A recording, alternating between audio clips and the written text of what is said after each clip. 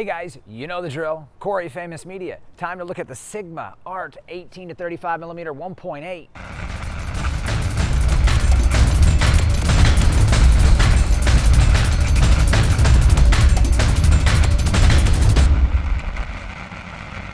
So we're looking at the Sigma Art ultra wide angle zoom lens, 18 to 35mm, constant aperture of 1.8, and you can stop it down to f/16. This lens is phenomenal for the price. So let me start out by saying the build quality of this lens is phenomenal. I love Nikon and I shoot on Nikon, but I'm not biased. I also like Canon, and I'm all about good gear. It doesn't matter the name to me. I could care less about name brand, honestly. I just like good gear. It has to perform. If it performs good and it's got a decent price, that's what I care about, not the name. And quite frankly, in my opinion, I think the Sigma's build quality is better than Nikon. In fact, I think the build quality of this lens is better than any of my Nikon lenses. Just by holding it and feeling the quality in my hands, and the zoom is the smoothest by far of any lens I've ever used. In my opinion, this lens is better than any Nikon lens, especially for video. It is a fantastic performing lens. I've used it for the past week. It's better than any Canon or Nikon lens I've used thus far. And for the price, it's really confusing. I mean, really confusing, like $800, $900. It's less than $900 anywhere you buy it, brand new, which is very confusing as the lens performs astoundingly for the price. It's like, you know, thievery by owning this lens, in my opinion. It's just ridiculous. So what I want to do is I want to see, how does this lens compare? Is it great as it is on paper? You know, with images? Does it take good, sharp video? That's the question you have to ask. Is it going to perform as well as it feels and as well as I'm saying it is? Well, we're going to find that out because I'm going to compare this lens to the Canon 24 to 105mm f4. I'm also going to throw in Nikon's 24 to 70 f2.8 because I've got an adapter. And to top it all off, going to compare it with the ultra wide angle zoom 17 to 55 Canon f2.8. Now with all this glass in my hands, which one performs the best? Well, we're going to find out because I'm going to do a focusing test to see which one focuses faster from infinity to closest, to see how quickly they focus on the 70 Mark II, which is one of the fastest focusing cameras I've ever used. So it's the perfect camera to use to test these lenses out. We won't be able to test the Nikon on the Canon 70 Mark II, so we're going to put it on the D4, which is going to be somewhat equivalent, probably a little quicker than the 70 Mark II, but it's the closest thing we got. I'm going to test the video sharpness on the Blackmagic production camera, which we're shooting on right now, and then we're going to go ahead and do a test to see pinching and barrel distortion, and we're going to see which of these lenses performs and which is the best bang for buck. Like I said, I love Nikon, and Canon has some amazing lenses. Like the 17 to 55 is a great lens for video with its image stabilization.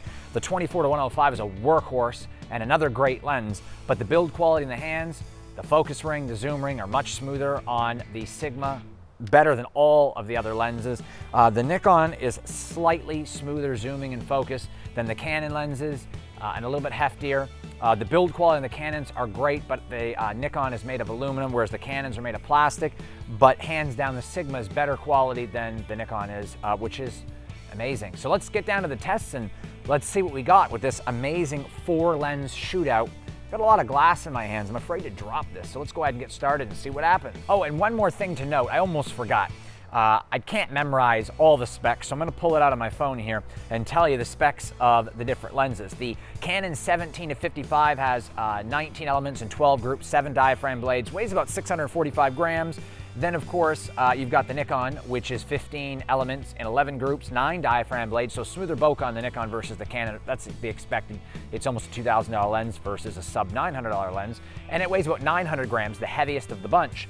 Moving over, we've got the Sigma, which has got 17 elements, 12 groups, 9 diaphragm blades, and it weighs about 811 grams, so it's not much lighter at all than the Nikon. It's about the same, and it's a smaller lens, so it's a pretty hefty lens for its size. Last but not least, a 24 to 105 from Canon, 18 elements, 13 groups, 8 diaphragm blades, 670 grams. So as you can see, the Sigma definitely has more diaphragm blades than both Canon lenses, but it's the same as the Nikon. So we're gonna see which one renders images better. So we're gonna do some tests here. like I said earlier, but I forgot to mention I'm also going to do a bokeh test. We're going to see how the autofocus elements look on all the different lenses with the 70 Mark II. Of course, we're going to test the Nikon on the D4. So let's get started. So let's go ahead and do an autofocus speed test, and from infinity, the Sigma snaps right into focus. Let's do it one more time. Same thing, quickly to snap into focus. Let's do the closest focusing test, and it's pretty smooth, no hunting. We'll do it again, same thing, beautiful.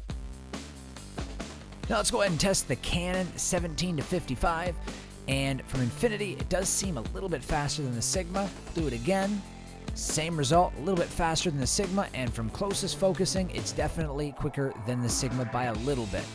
Now, moving along to the Canon 24-105, and from closest focusing, it is definitely the fastest of the other two. And we're going to do it one more time here, and as you can see, it is definitely quicker than the Sigma or the Canon 17-55, and from infinity as well. It's not a huge difference, but it is noticeably quicker. Now here we go with the Nikon, and from infinity, you can see it just snaps ridiculously fast. It is definitely faster than the other three lenses for sure. And from closest focusing, you can see it is the quickest of the three. Not significantly faster than the 24-105, just slightly.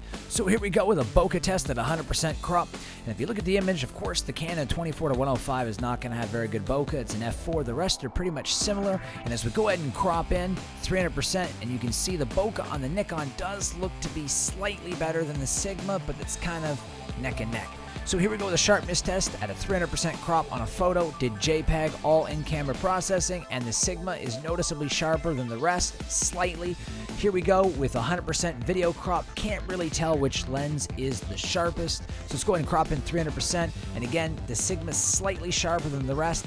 Then Nikon right behind, followed by the L 24-105.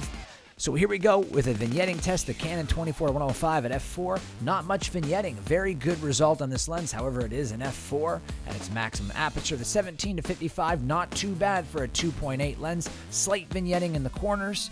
Moving along to the Nikon 24-70, and by far the most vignetting of any of the lenses. It's not horrible, but it's definitely the most of this set. Moving along to the Sigma 18-35, and wow, there is no vignetting at all. None. So now I'm going to go ahead, I'm going to put in the Sigma at 1.8, and here you go. Less vignetting at 1.8 on the Sigma than there is in any of the other lenses at 2.8 and f4. It's astoundingly beautiful. Let's line them up side by side. The right-hand side of the images are the corners, and you can see clearly the Sigma has the least vignetting, followed by the 24-105. Followed by the 2.8, and the Nikon has the most vignetting. So let's go ahead and do a color and sharpness test outside at 100% crop. The Sigma looks to be slightly sharper than the rest. Let's go ahead and crop in 300%. You can see on the branches and some of the details, the Sigma is definitely sharper than the rest, which are all about neck and neck, which is saying a lot for the Sigma. The Sigma Art 18-35mm lens is just an astounding performer for the price.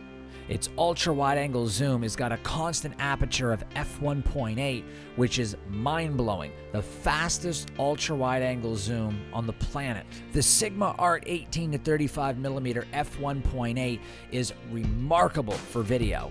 The aperture and focus rings are smoother than any lens I've ever used, with the exception of the Canon CNE lenses, which are $5,000+ each. And the Sigma is less than $900, which is mind-blowing.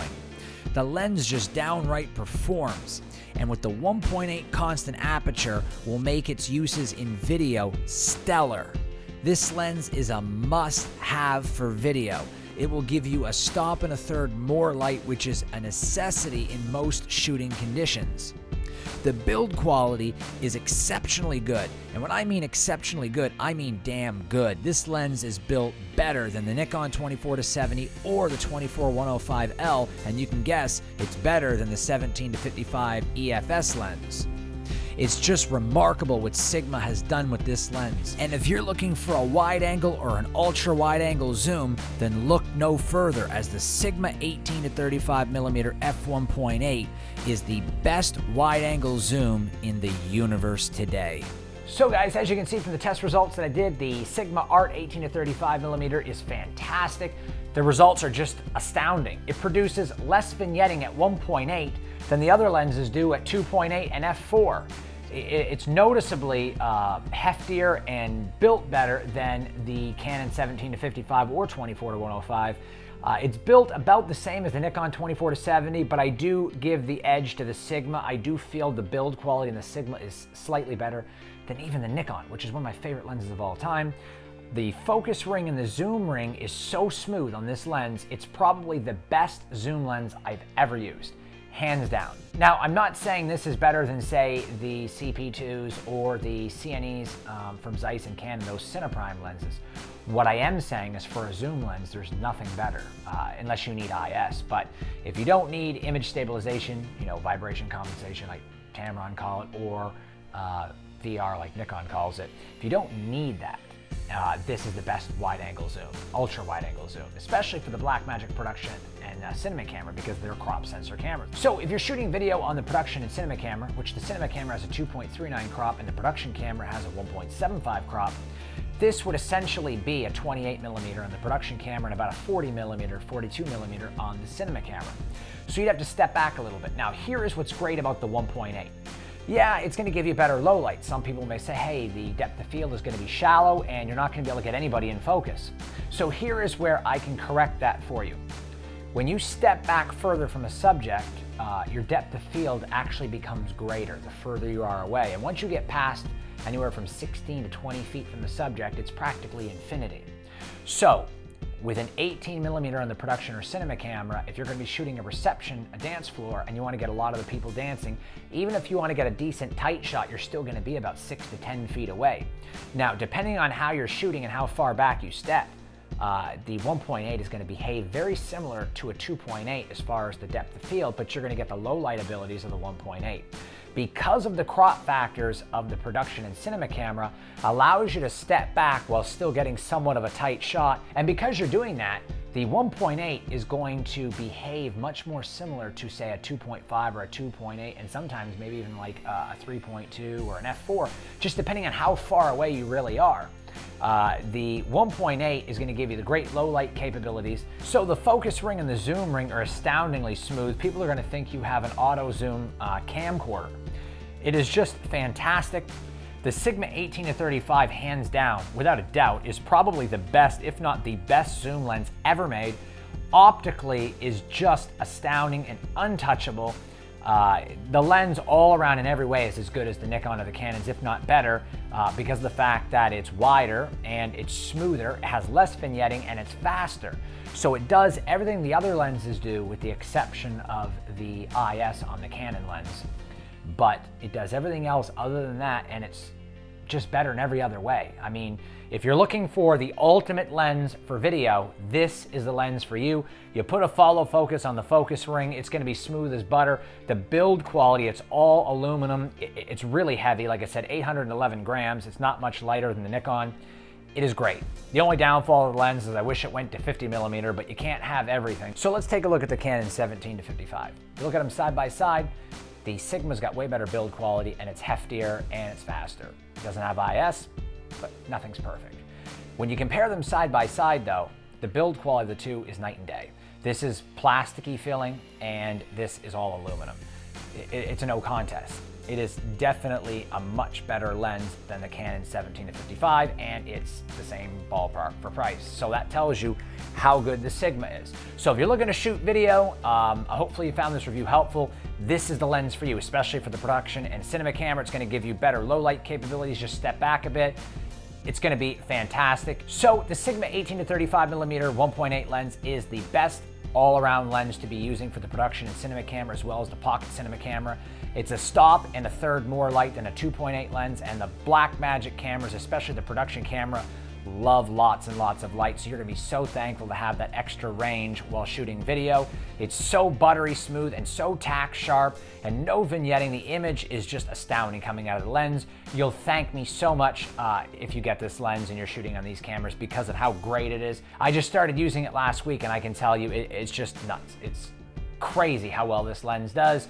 Grab one, you're going to love it. It is a steal, and many people out there already know this. That's why for Canon, the Canon mount, all of them are sold out, back ordered, and that's because of how great a build quality it is. You can't go wrong. The lens is fantastic, tack sharp, no vignetting, just amazing. You're gonna love it. Just go ahead and buy it. What are you waiting for? Just grab this lens. It is fantastic, fantastic. Like I've said 100 times, just go get it right now. If you want to purchase any of the gear I review, especially this, please support the channel and use the links I provide in the information box. Hopefully you found this review helpful, guys. It's a wonderful lens. You guys will not be disappointed. I can guarantee it. Don't forget to subscribe. I'm Corey with Faymus Media, and happy shooting.